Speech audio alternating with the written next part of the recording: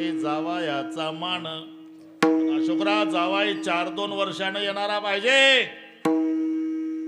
जावाई जर दिवसात जर 4-2 वेळा येत असेल तर मग सासू वैतागून दरवाजात उभी राहते. जावाया ते तांबडी बादली भरली नळावर, हा माझीच आहे आणि येताना एवढा दर्जा खाली जातो. अति परिचयात अवज्ञा भवती. अति परिचय झाला या देहाचा आपला म्हणून महत्व कळत नाही आपल्याला. तो सुखासुखी मिळाला नाही. पाप आणि पुण्य समप्रमाणात झालं तेव्हा प्राप्ती नरदेहाची आहे. आणि पाप पुण्य समप्रमाणात करणं आपल्या हातात नाही. कारण ज्याला आम्ही पाप समजतो ते पुण्य असू शकतं आणि ज्याला पुण्य समजतो ते पापही असू शकतं. एक सर्वांना माहिती आहे, खरं बोलणं पुण्य आहे की नाही राजेंद्र भाऊ? खरे बोले तरी फुकासाठी जोडे हरी. पण मी असं विचारतो, आता उत्तर द्या. कासाबाच्या हातून गाय सुटली, तिकडून गाय पळत आली आणि इकडून आमचा झेंडावाला वारकरी ज्ञानबा तुकाराम भेटला. कासा वारकरी दादा बोला, गाय दिसली का रस्त्यात? सांगा काय करावं. दिसली ना गाय तर दिसली, पण बोलावं काय? खरं बोलावं तर आता कासाब जातो, गायीला पकडतो, कत्तलखान्यात नेऊन तिची कत्तल करतो. आणि खोटं बोलावं तर पाप होतं. आता काय करावं वारकऱ्यानं? खरंही बोलायचं नाही आणि खोटंही सांगायचं नाही. त्यावेळेला पडवाट सांगितलेले आहे. गैया के बारे में पूछ रहे क्या भाई साहब? हाँ, जिस आंखों ने देखी है, आंख को जबान नहीं, जबान बोल सकती है, वो अंधी है, उसने गैया देखी नाही. जा तुला काय करायचं? पापही नाही पुण्यही नाही. ज्या डोळ्यानं बघितली त्यांना बोलता येत नाही, जिभेला बोलता येतं तिनं तुझी गाय बघितली नाही. खोटंही बोलायचं नाही, खरंही बोलायचं. म्हणून पाप आणि पुण्य ठरवणं आपल्या हातात नाही. धर्माची तू मूर्ती, पाप पुण्य तुझ्या हाती. आणि ते पाप पुण्य नाही तर एवढं सोपं आहे का? सूर्यवंशी साहेब, सत्यम ब्रूयात प्रियम ब्रूयात, सत्य बोला प्रिय बोला. पत्रकार मंडळी, सत्य प्रिय नसतेच. म्हणून तरुण सागरजी एक महात्मे जैन धर्मात होऊन गेले. तरुण सागरजी रोज लेख यायचा पेपरला. त्या लेखाचं नाव कटू सत्य. का? सत्य कटू असते, सत्य प्रिय नाही. आणि शास्त्र म्हणतं सत्य बोला आणि पुन्हा प्रिय बोला. अरे मालक बसला गावात, गप्पा रंगत आल्या आणि गडी धापा टाकत आला माळातून. पाटील काय झालं? गाय सहित पेटला गोठा. काय सांगतो? अहो शपथ, घटना खरी आहे. मग म्हणणार आहे का जा पेढे घेऊन ये पैठणून वाटाच्या गावात. अरे घटना सत्य आहे पण प्रिय वाटणारी नाही. आणि शास्त्र म्हणतं सत्य बोला प्रिय बोला. आणि प्रिय असेल तर सत्य नाही. ते नेते मंडळी निवडणुकीच्या काळात कार्यकर्ते कमाल लावतात. समजा कार्यक्रम तो मस्त मजा असते तेव्हा.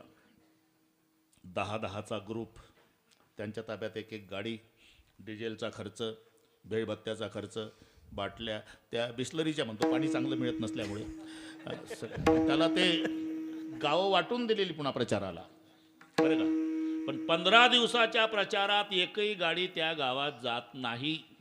अरे गाड्या जातात कुठं मग? तुळजापूर, गाणगापूर, शेगाव, पंढरपूर, पाहुण्याच्या गावाला मजा करून घ्यायची. आणि मग प्रचार संपला म्हणजे संध्याकाळी 5 वाजता सगळ्यांना बोलावतात ते. मग ते नेते विचारतात, का रे तुमचं गाव? पॅक. तुमचं रे? आमचंही पॅक, पुरा तालुका पॅक. कारण पॅकच असतो 15 दिवस. आणि एकही गेलं नाही त्या गावात. अरे हे प्रिय आहे पण सत्य नाही. गोठा पेटला, सत्य आहे प्रिय नाही. म्हणून पाप आणि पुण्य ठरवणं आपल्या हातात नाही. जेव्हा ते अचानक समप्रमाणात होतं तेव्हा नरदेहाची प्राप्ती आहे. पाप पुण्य तुझ्या हाती किंवा कागा ताली न्याय पावला हा देह. आंधळ्याच्या टाळीमध्ये कावळा सापडावा. राजेंद्र बाबा, डोळ्या वाजायला सापडत नाही कावळा. तुम्ही भारतभर फिरा, कुक्कुट पालन तुम्हाला गावोगावी दिसेल, पण कावळा पालन मोदी साहेबालाही करता आलं नाही. सापडतच नाही तर काय करते. पण तो आंधळ्याच्या टाळीत सापडावा. तसा पाप पुण्य समान असल्यामुळे नरदेह मिळावा. म्हणून पहिला क्रमांक त्याला आहे. नरदेह दुर्लभ जाणारे तुम्ही वासुदेव वासुदेव. नरदेह दुर्लभ जाणारे तुम्ही वासुदेव वासुदेव.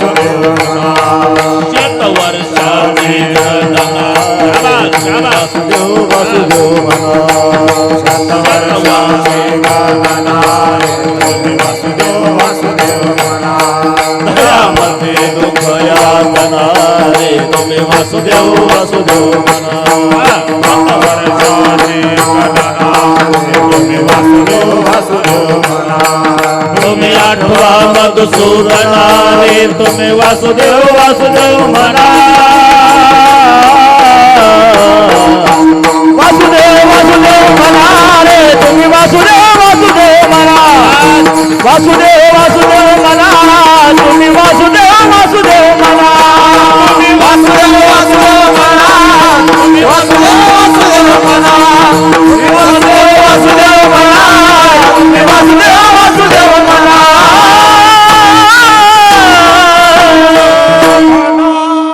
दुर्लभम त्रैने वैतक देवानुग्रह हेतुकम मनुष्यत्व मुमुक्षत्व महापुरुष संश्रय. पहिलं माणसाचा जन्म दुर्लभ आहे सूर्यवंशी साहेब, नंतर मुमुक्ष अवस्था दुर्लभ आहे, नंतर संताची भेट बहु अवघड आहे संत भेटी. म्हणजे संत भेटत नाही का, भेटतात, त्यासाठी देवाची कृपा पाहिजे. तुम्हाला आता हे आमचे बाबा सांगतील रामायणामध्ये, आता प्रसंग येईलच तो पुढे. हा जमलं जमलं तिथे चालू. हनुमानजी रात्रभर फिरत होते सीतामाईच्या शोधात. थोडक्यात सांगतो, तुमचं तर जास्त नाही खर्च करत. पण लंकेतल्या घराची रचना अशी होती, बाहेरून मंदिरासारखं घर दिसायचं. मंदिर समजून मारोतराव आत जायचे आणि आत गेल्यावर मल्लयुद्ध, मदिराप्राशन, मौज भक्षण ते दृश्य पाहून बाहेर यायचे. मंदिर मंदिर प्रतिकरी शोधा देख जहात अगणित जोधा वगैरे वगैरे मध्ये आलं सगळे. पहाटेपर्यंत फिरले ठराव, पहाटेपर्यंत फिरले. पण पहाटे लंकेत एक घर असं दिसलं, हरी मंदिरतः भिन्न बनावा. हरीचं मंदिर बाजूला, राहण्याचा निवास वेगळा, धनुष्यबाणाचं चित्र त्या घरावर, आणि अंगणात वृंदावन तुळशीचं. अख्ख्या लंकेत एकच वृंदावनवालं घर, एकच घर. रामा युद्ध अंकित ग्रह शोभा वर्णिन जाई नव तुलसी का रुंदतः देख हर्ष कपिराई सियावर रामचंद्र की. आनंद, आनंदाला पारावार नाही का. वृंदावनवालं एकच घर बघितलं, हर्ष कपिराई. याला म्हणतात माझी या जातीचे मज भेटो कोणी. तुमच्या भाषेत पटवून देतो मी. अशोकराव, कल्पना करा तुमचा मुलगा अमेरिकेला आहे. कल्पनेला काही खर्च आहे का? मोठ्या हुद्द्यावर आहे अमेरिकेत, त्याला 10 4 चाक्या अंगरक्षक म्हणून आहे. एवढा मोठा अधिकारी आहे अमेरिकेमध्ये. आणि त्याचा सारखा आग्रह बापाला आहे, एकदा तरी या बाबा, एकदा. बाप हाडाचा वारकरी, एकदा तरी या बाबा अमेरिकेला, एकदा तरी या. काय रे अमेरिकेत, हा एकदा तरी या, एकदा तरी. तिथं माऊलीचं मंदिर आहे का, पांडुरंगाचं आहे का, इंद्रायणी आहे का, चंद्रभागा, आणि काय अमेरिकेत नाही. पण याच बाबा, याच बाबा, याच बाबा. हो नाही करता करता 9:45 होकार दिलाच बापाने. त्याला काही इलाज नाही. येतो बरं का रे, अमेरिकेला येतो, पण माझ्या पोशाखात, गुडघ्याच्या वर धोत्र, 12 बंदी, तांबडो पागोट, 2 माळा तुळशीच्या, छोटा झेंडा खांद्यावर राहील, बगलेत पिशवी, त्याच्यामध्ये गाथा ज्ञानेश्वरी असेल. या पोशाखात अमेरिकेला येतो. नाही तर तिथं आल्यावर जर तू म्हणशील म्हाताऱ्या बरमोडा घाल, जमणार नाही. हा ना, काय सांगताय ते. नाही बाबा तुमच्याच पोशाखात या. ठीक आहे. इथल्या मुलानं बसून दिला बाप अमेरिकेच्या विमानात. 8 तास लागणार आहे प्रवासाला. खांद्यावर झेंडा घेऊनच बसला विमानात. खांद्यावर झेंडा. बरं का राजेंद्र भाऊ, देवेंद्र भाऊचा फोन असेल तर माझं नाव सांगा. लोकमाराचं कीर्तन आहे मला येत असेल ना, ध्यान बंद करून. मी काही उद्या नाही, माझा त्रास तुम्हाला. आजच्या दिवस फोन येतच राहणार. विठ्ठल विठ्ठल विठ्ठला विठ्ठला विठ्ठला विठ्ठला विठ्ठला विठ्ठला हरे विठ्ठल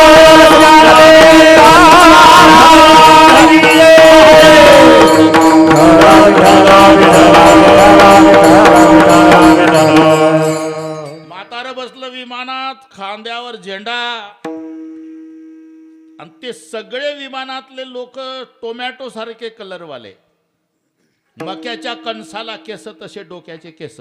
आता प्रवासी कळले ना बाकीचे. आणि ते सगळे या झेंड्यावाल्याकडे पाहत होते. 8 तास इंग्रजीतून चर्चा त्यांची चालली, निंदा करत होते. पण याला काय घेणं आहे, हा पांडुरंगाचा एकनिष्ठ वारकरी. डोळे मिटले, जपमाळ घेतली, विठ्ठल विठ्ठल विठ्ठल विठ्ठल. 8 तास विमान उतरलं अमेरिकेत, तेव्हा डोळे उघडले. त्याला काय घेणं आहे जगाचं. मुलगा घ्यायला आला, हे नीट ऐका, मुलगा घ्यायला आला. 10 4-चाक्या अंगरक्षक म्हणून मोठे मोठे अधिकारी अमेरिकेचे त्याच्या ताब्यात, अधिकाऱ्यासहित मुलगा आला. आणि विमानतळावर उतरलेला बाप पाहला, सगळ्या समाज पाहतोय. मुलानं घाई पायातले जोडे काढले, गेला आणि साष्टांग दंडवत आपल्या बापाला अमेरिकेच्या विमानतळावर. दंडवत घातल्यानं वर पाहिलं नंतर मुलानं, तर बाप हुंदके देऊ देऊ रडत होता. वारकरी बाप, बाबा विमानात काही त्रास झाला तुम्हाला? नाही बाळा. मग का रडता? आनंदानं रडतो राजा. का? अरे एवढे अधिकारी तुझ्या ताब्यात आहे, 10 4-चाक्या तुला अंगरक्षक म्हणून आहे, एवढ्या मोठ्या पदावर पठ्ठ्याचा मुलगा अमेरिकेत आहे, तरी या फाटक्या वारकऱ्याला बाप म्हणून घ्यायला लाजत नाही. याच्यापेक्षा मला काय जीवनात मिळवायचं आहे राजा? माझी आयुष्याची कमाई झाली. नीट ऐका, आता पुढचं सांगतो. नाही तर वॉचमॅन असलेला मुलगा बापाची ओळख देत नाही, माझ्या शेतातला काम करणारा गडी आहे म्हणतो. बाप रडला विमानतळावर. पण एक साताऱ्याचा वारकरी मुलाकडे गेला होता. परिचय नाही, हा वारकरी कडेठाणचा, तो साताऱ्याचा. तो तशा ड्रेसवर होता, गुडघ्याच्यावर धोत्र, 12 बंदी, तांबड पागड, 2 माळा तुळशीच्या शेंडा खांद्यावर, बगले ज्ञानेश्वरी पोथी. ओळख नाही. यानं त्याला पाहिलं आणि त्यानं याला पाहिलं. हा कडेठाणचा, तो साताऱ्याचा. अशोकराव जवळ आले, सगळ्या समाज पाहतो. आणि जे एकमेकाच्या गळ्याला बिलगून दोघाचं रडणं सुरू झालं, वारकऱ्याचं आनंदानं रडणं. का? अरे माझ्या संप्रदायाची, भागवत धर्माची पताका 7 समुद्रापलीकडे आणली, तुझा जय जयकार हो. मी का सांगतो हे? अमेरिकेच्या अध्यक्षाच्या भेटीत जो आनंद नाही, तो वारकऱ्याला वारकऱ्याच्या भेटीत आहे. माझे या जातीचे मज भेट कोणी. तसं हनुमानजीला आनंद कुठं झाला? ज्या दारापुढे वृंदावन आहे. विठ्ठल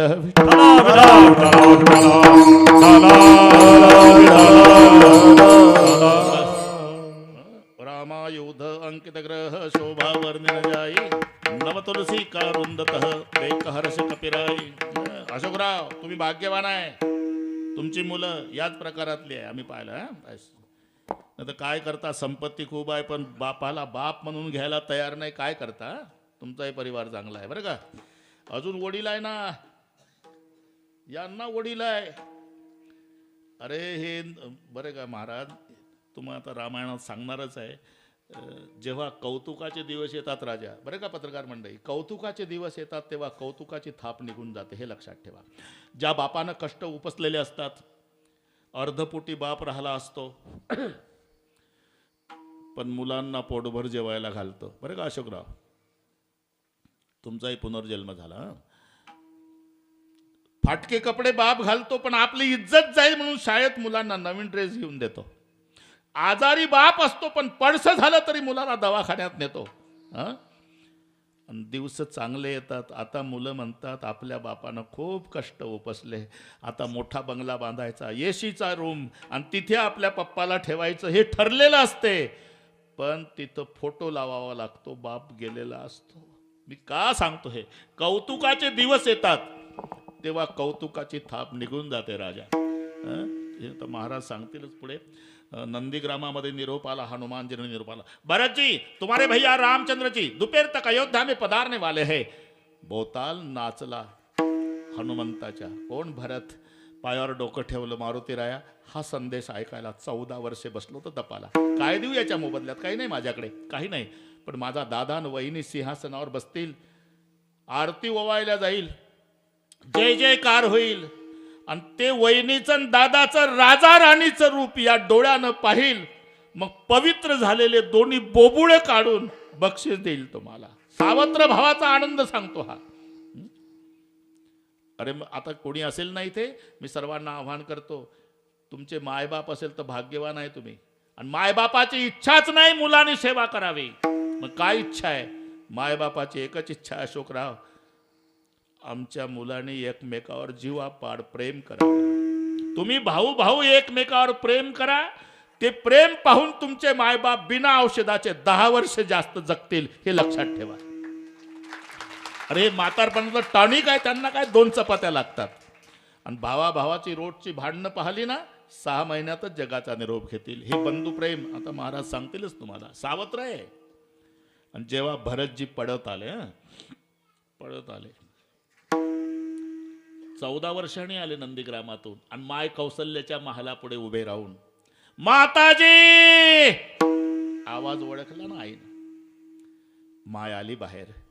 क्या हुआ बेटा भरत? अभी भी संदेशा मिला है माँ, मेरे भैया, मेरे परमात्मा, मेरे उद्धारक, मेरे राजा, मेरे सरकार, मेरे भगवान रामचंद्र दोपहर तक अयोध्या में पधारने वाले हैं माँ. माय रडायला लागली. काय वाटलं असेल आता? आई, 14 वर्षांनी दादा येतो माझा, तुला आनंद नाही झाला? झाला माझ्या राजा. मग का रडते? रडण्याचं वेगळे कारण आहे बेटा. काय? आज तुझा बाप राजा दशरथ असता तर नाचला असता रे. त्याची खूप इच्छा होती रामाचा राज्याभिषेक बघायची. आज तुझ्या बापाची आठवण आली म्हणून रडते. अरे जिथं देवाचं कौतुक पाहिलं तर बाप नाही, आपला नाही, यात काय नवल आहे? म्हणून तुम्ही भाग्यवान आहे. तुमच्या पाठीवर थाप टाकायला याही तुमच्या वयात शाबासकीचा हात तयार आहे. लक्षात घ्या. आनंद आनंद तेव्हा आहे. मी कुठं गेलो मलाही कळत नाही बाय. विठ्ठल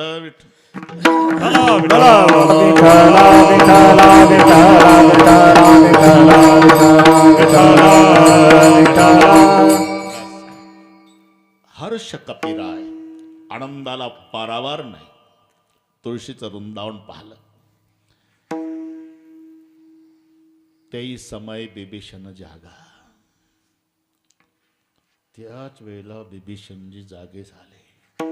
राम राम ते सुमिरण केना. आणि जेव्हा दोघाचं मिलन झालं, आता वाढवत नाही राहिलेलं तुम्ही सांगा.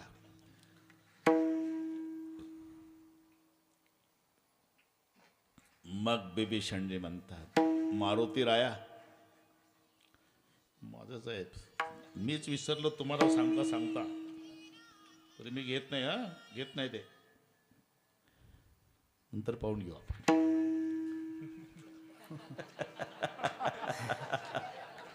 कधीच माझा चालू राहत नाही, पण मी हॅलो म्हटलं नाही. एकनाथराव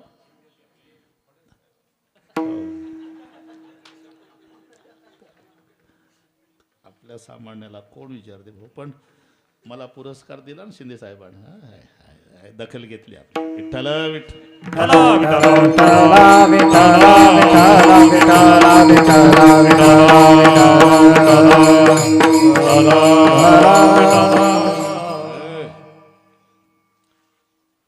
माझा विश्वास, काही हरकत नाही, माझा विश्वास आहे मारुती राया. काय? अरे मी वैऱ्याचा भाऊ आहे. बिभीषण कोण आहे? वैऱ्याचा भाऊ. वैऱ्याचा भाऊ असून सुद्धा ब्रह्म मुहूर्तावर तुमच्यासारख्या संतांनी मला येऊन दर्शन दिलं.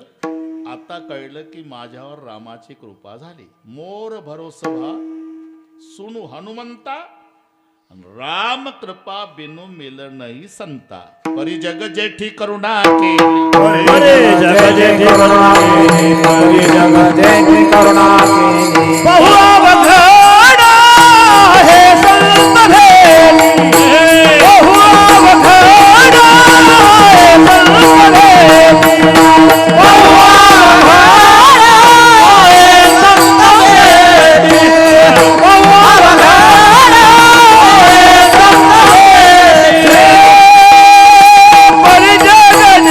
करुणा केली, परी जग जेठी करुणा केली.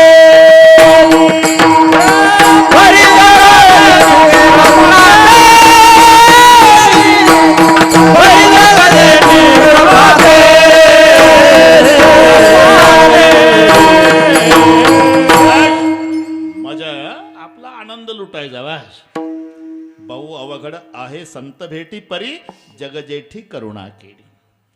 पहिलं अवघड आहे नरदेह मिळणं, मुमुक्ष अवस्था त्याच्यापेक्षा दुर्लभ, आणि त्याच्यापेक्षा दुर्लभ आहे संताची भेट. पण महाराज म्हणतात मला संत भेटले. मग संताच्या भेटीत फायदा काय? हा फायदा मला कुळदैवत संतांनी माहिती करून दिलं. कुळीची हे कुळदेवी केली ठावी संतांनी. पण महाराज म्हणतात मी तेवढ्यावर थांबलो नाही, त्या कुळदैवताला काया वाचा मने शरण गेलो, हे बरं झालं. बरवे झाले शरण गेलो,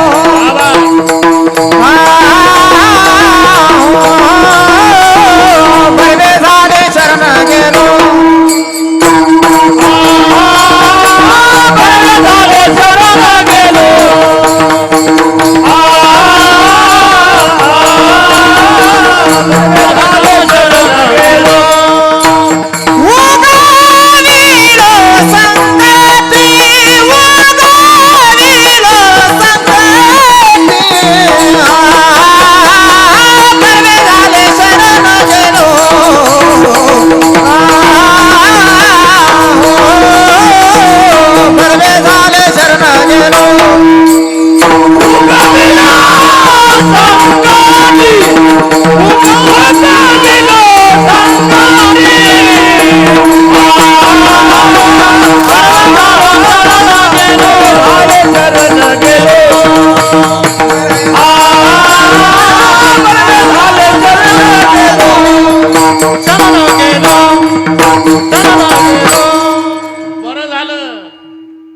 नुसतं संतांनी मला कुळदैवत ज्ञात करून दिलं, मी एवढ्यावर थांबलो नाही.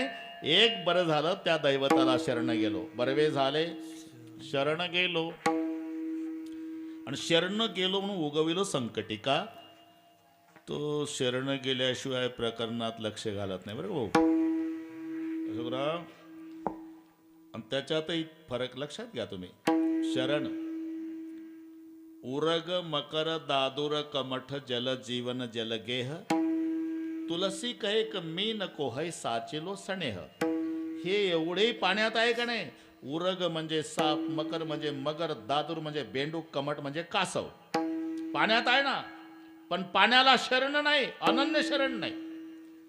कारण साप पाण्यात राहतो, बाहेरही येतो. बेंडूक पाण्यात राहतं, बाहेरही उड्या मारतं. कासव पाण्यात राहतं, बाहेरही येतं. मगर पाण्यात राहतो, बाहेरही येतो.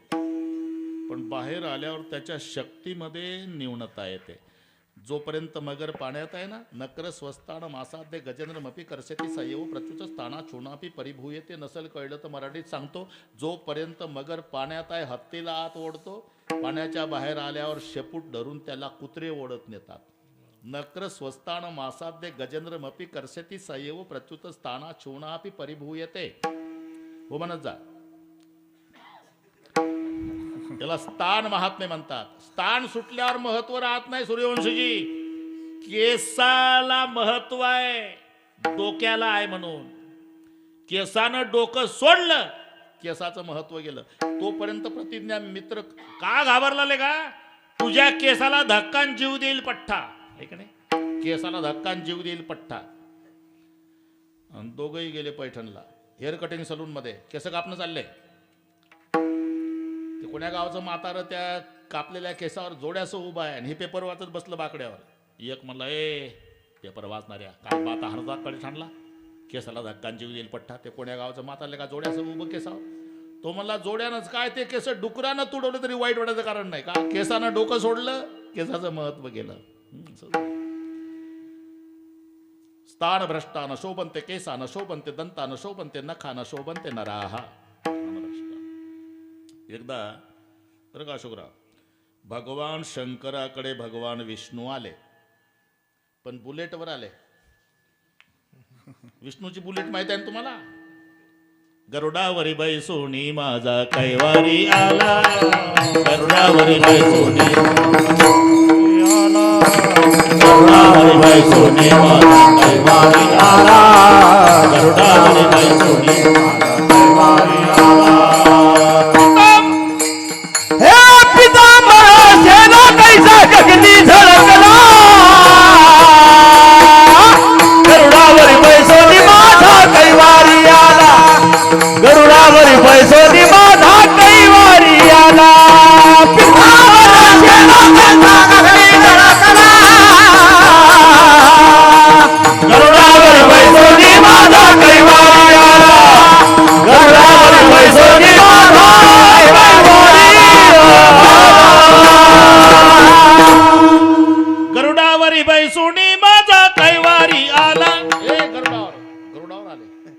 गरुडावर आले भगवान विष्णू आणि शंकरराव स्वागताला सामोरा गेले. नीट ऐका.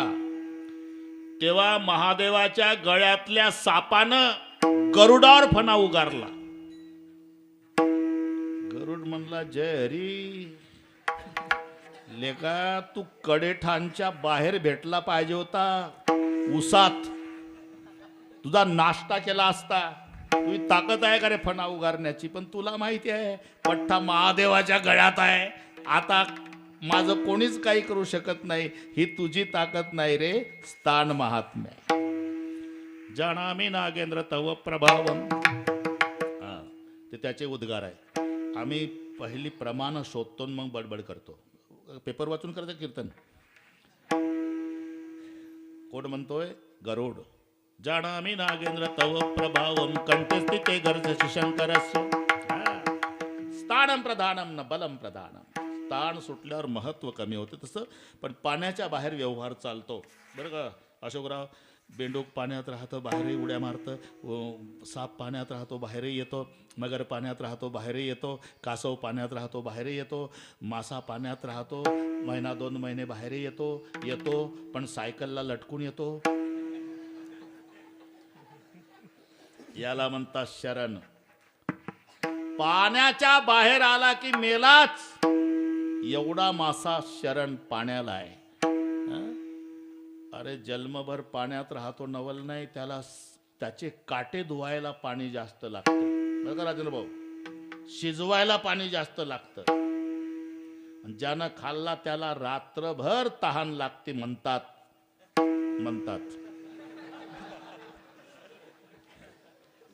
अरे हे वाचून सांगतो भाऊ.